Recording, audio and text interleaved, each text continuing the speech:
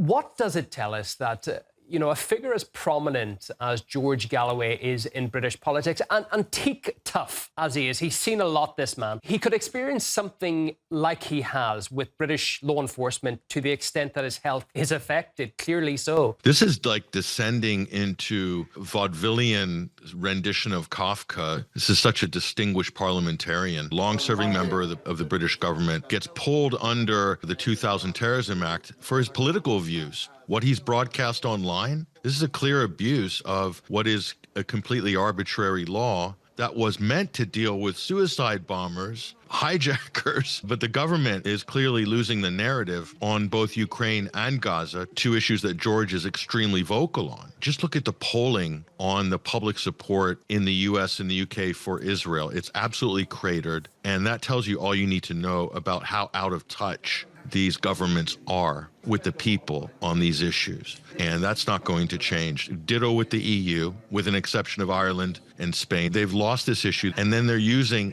very elastic legislation that George rightly points out in this interview as completely being abused. Amnesty International has also weighed in on this, the proscription of Palestine action and people supporting it, a total abuse of international human rights. And we could go on and on. And George is just really commenting on things that everybody is thinking and feeling in Britain. How can he, such a high-profile politician and broadcaster, be treated like this? It's pretty shocking. Well, this is the thing. He's a former lawmaker. He's well known as a household name in Britain. He can get to speak to people like Tucker Carlson. But what does this incident spell for those voices of dissent with a far lower profile than his? Many of those have already been pulled under the same 2000 Terrorism Act. There's a whole list of them now that you can count: activists, journalists, quasi-political figures. So this has just become routine. What can you glean from someone like George Galloway by pulling him in detention under the Terrorism Act that you couldn't glean from his views of,